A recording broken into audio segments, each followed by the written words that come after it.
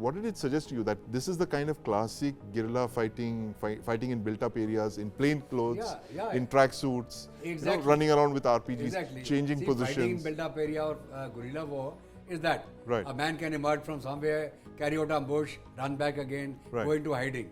So that fits in with the classic model of fighting in built-up areas. Typical urban warfare or whatever you may call it. If you recollect, during what is going on Russia-Ukraine, the Battle of Bakhmut, the Wagners took about 7 months to clear Bakhmut. Some of the because the same problem. Built-up area, heavily built-up area. How are you going to clear? It has to go building by building, street by street, and then you are able to clear. But that was a Ukraine army fighting. A conventional army fighting another conventional army. Here, Hamas is no match to the Israelis. They are no match to the Israeli special forces. Fine. Now, once the Israeli special forces clear these targets, then the reservist brigades come and occupy. Okay, so the reservist brigades would only be for holding, follow up and holding. Follow up and hold so that they don't come and re-get into that area.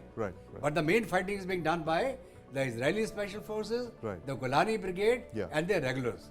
So how different is this, General Datta, from the way a conventional army fights in built-up areas? Is this more or less how it would be fought? For instance, if the Indian army were to imbibe lessons, would it be like this? I'll share with you, if you recollect historically, the first fighting in built-up area done by Indian Army was unfortunately Operation Blue Star, where they entered the Golden Temple. They had no experience of fighting in built-up area, and they suffered heavy casualties. I don't know, I'm not fully aware. I think about more than about 300 plus minus soldiers lost their life in the Blue Star, and massive amount of civilian casualties. And even then, the operations continued for a number of days. That is what we read and hear about the Operation Blue Star. And thereafter, they launched into Sri Lanka. 3 years later. Pavan. And if you recollect in the initial stages of the operations, I think it was 13 Sikh. They were para-dropped in a university area.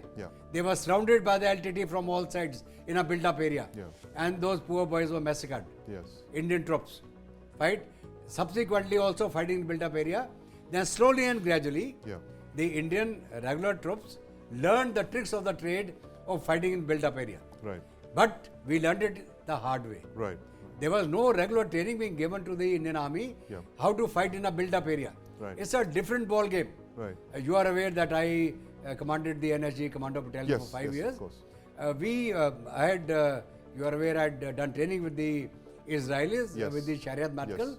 And the concept of fighting in built-up area is go from the blind angle. Blind angle means never go from where the doors and windows are looking down towards you. You go from the back and go from the back, go from the rear, blow the wall, cut with charge, enter from there. That is what we learned in fighting in built-up area.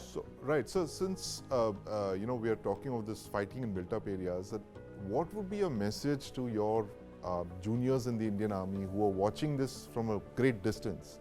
Would you ask them to prepare for this kind of a war, which it seems is increasingly likely that you're not going to be fighting in Definitely. You see, open? If you realize that subsequently also, CI operations in J&K in particular, number of places the militants go and hide in the built-up area, and our RR troops and the regular and the special forces are carrying out operations in built-up area. So we have learned the lessons. Are these lessons institutionalized? Are they part of a training curriculum? All these concepts are now taught in the infantry school.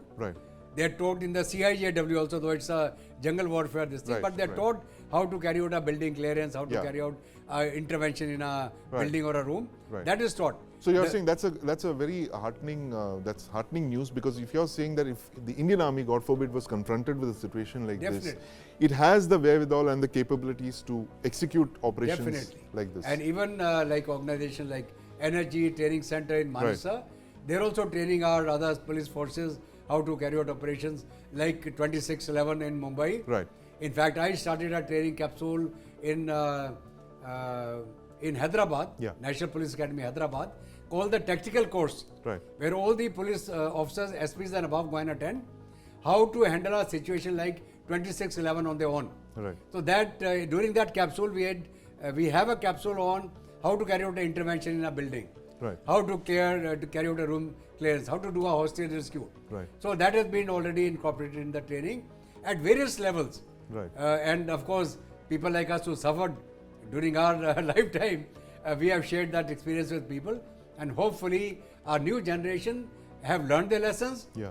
And the final take they say is prudence is better part of valor while fighting in build-up area. Right. No gung-ho. If you know the guy is hold up, don't do a frontal charge. Use your brains. Go from the top, go from the rear, go from the side. Right. Blow him up, cut off his exit, Yeah. then enter him, smoke him out. Fine, blow him up, bomb him out. Right. Why should you lose your troops when there are no hostages involved? Right. So Israelis today are facing a hostage rescue of 250 odd hostages. It's the largest and in their clearing history. Hamas Yes. at the same time. Right. So it's a tall order. And plus, to add to that, you have the tunnels that you mentioned underground. Tunnel. Hostages in tunnels Almost underground. about 140 main tunnels have been already blown. Right.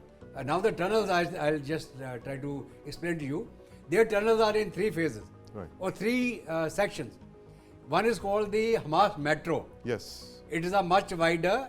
Right. They even have rails running through it Yeah. for a faster movement of goods, equipment and all that. Right. That's called the Gaza Hamas, Metro. The Gaza Metro. Above the Gaza Metro, Yeah. they have communication tunnels, Right. which are narrower, Yeah. in which the troops can move around, Right. go from one place to another. And then they have the tactical exit and the tactical tunnels from where they come out, Right. carry out a strike, Yeah. get back in and go to another target. So these are tunnels with vertical So there shafts. are 3 floors of the tunnels. Right. The Gaza Metro, Yeah. the communication tunnels and the tactical tunnels. Right.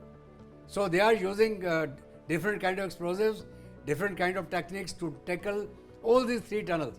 And the Israeli engineer brigades, they are carrying out this demolition activity in a very systematic manner. So combat sappers are really important. That's the big Very important. takeaway in Very important. fighting Even in in the built-up energy, areas. we have sappers who accompany all our hit teams for blowing off any door, window, or making entry from a blind angle. Right. That is done. News 9 Plus. Download now.